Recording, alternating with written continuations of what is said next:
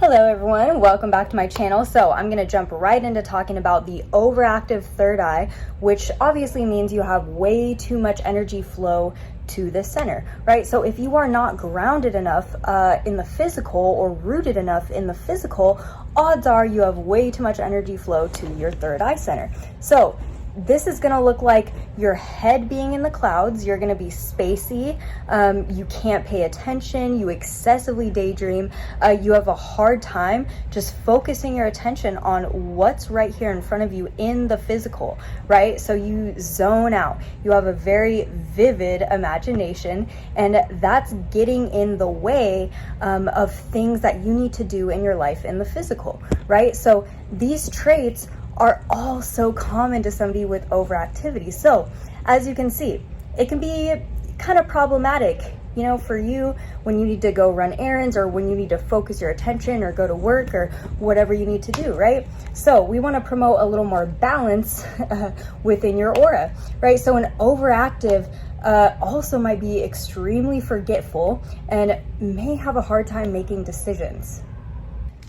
So since you have your head in the clouds, it seems to be harder to have full awareness of your body in general, right? Leading these people to be a little more clumsy, the opposite of graceful. There is no kind of flow to anything that you do. Nothing seems to just naturally come to you, movement or action or any of that. Things don't really flow. You always see people that are like dancing beautifully or like living their passion, and you're like, damn, it's flowing out of them. They're glowing. You can see that they are just in flow, and that is not you if you have an overactive third eye, right? So you may even be considered like airheaded or ditzy. You just can't make decisions for yourself, basically.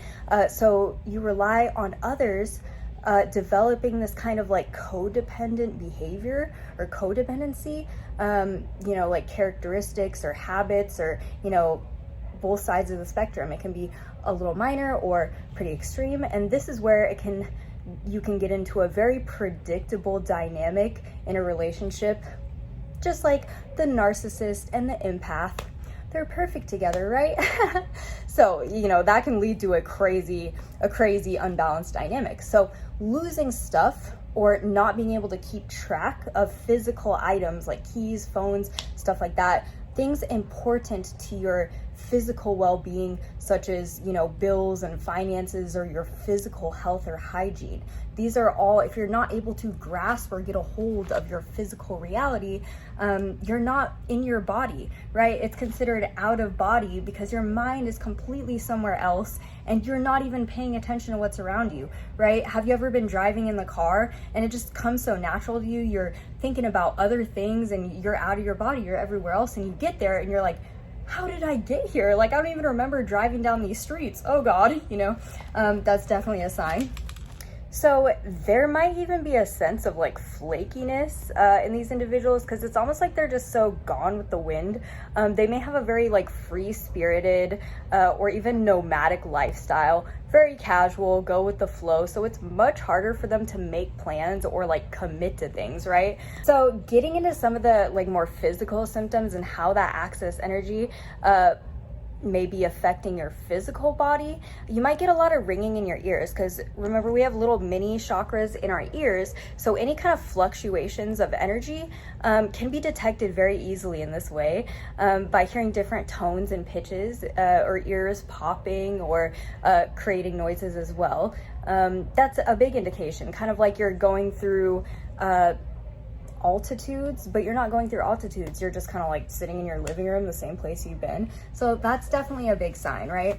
The ringing in the ears. So more side effects of an imbalance are like seizures, dementia, headaches, migraines, hallucinations. It's a big one. Psychosis sometimes, paranoia, schizophrenia even. This is because you are not grounded enough in the physical to discern what these experiences mean. It's harder to discern what's real and what's not real in your current state, and you could be channeling all your past lives or visualizing guidance in the form of like a metaphor, but it's so difficult to pull any credible knowledge or information when you get lost and forget the purpose or not know how to navigate these powerful insights or frequencies flowing through, right? This could leave somebody incredibly confused just in general, and scared for that matter, right? So society's labels and kind of condemning certain behavior or mental behavior does not help at all, right? Throwing somebody into a mental institution for any of those things is just not the answer, because we're just not in a place where we know how to deal with and help these people yet. And but we're getting there, thankfully. I'm trying to help, you know. Having any eye or vision problems, you know, it's similar to underactive third eye, but I wanted to mention over and underactives can have similar physical symptoms, but it's up to you to kind of like determine which vibration it's in. Does the energy feel more like excessive, or, you know, like too much, or does it feel like you are lacking, right? Develop that discernment, like for a better read on yourselves and others for that matter, right? That's how you learn to kind of like read people's energy, right? Odds are, if you are an empath already, if you are very empathic, you're going to be very good at this and very good at developing this. You can probably develop this pretty quickly, right? So more symptoms are bipolar disorder, that quickness to kind of switch perceptions drastically and rapidly, or just on a smaller scale, like mood swings, right? Dyslexia, or any kind of learning disorder or disability in general. Dizziness, dizzy spells. Your equilibrium is a little off sometimes, or often if you have an overactive third eye.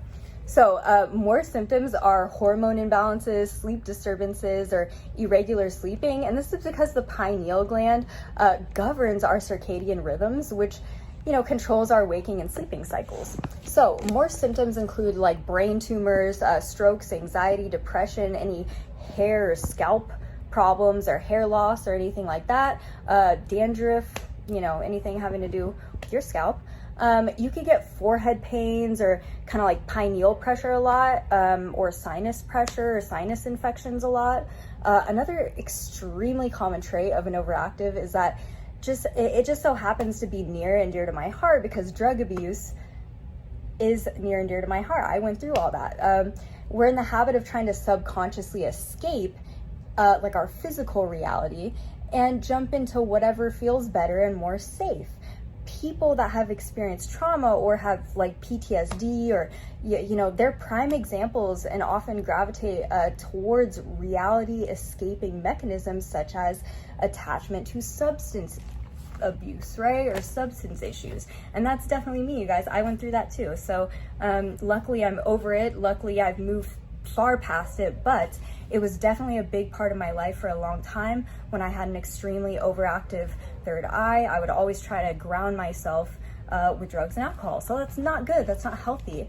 And I bet that odds are a lot of people watching right now are going to be going through that as well, if you've even gravitated towards this video. So more behavior qualities would be like over-analyzing and overthinking. Like you're over-analyzing and overthinking like the deeper meaning to things. So for example, like learn what you need to learn from stubbing your toe, but you don't want to like waste valuable time and energy and put your life on hold because you need every single piece of divine detail and purpose of what that event was supposed to be, right? When it was just pretty simple. You're just supposed to be learning when you stubbed your toe to pay more attention to your physical reality, but you'll sit there and obsess and like try to ask your guides like, oh, what is this about? I know there's a deeper meaning, when they're like, no, like you just pay attention, like that's all, you know? So another version of like how this could look is over fantasizing and like desiring a lot. Like you can definitely visualize and ache for what you want, but you are not taking any action in the physical none of that grounding action to help manifest those wants and desires into your reality. You could be very well versed in like spiritual bypassing. We'll get into spiritual bypassing in a different video.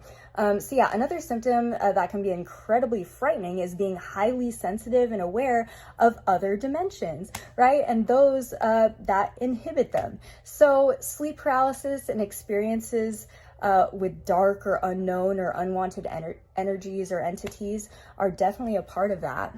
So it's easy for an overactive third eye person to experience like a sense of spiritual burnout or like even fatigue from lack of taking care of yourself physically, right? So I just want to mention that just because you have one or more of these symptoms, that doesn't mean your third eye is overactive necessarily, unless it's a problem, right? So if you've determined you have overactivity, there are things that you can do.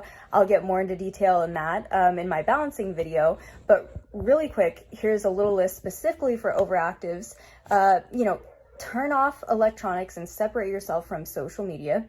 Do some yoga, affirmations, grounding and strengthening your root chakra. Really find things that bring you back into your body, back into the moment, back into this present moment, and I have videos to help the root chakra as well. So you might want to check those out. A meditation that's really good for this is just kind of sitting still and going over every inch of your body and being aware of it.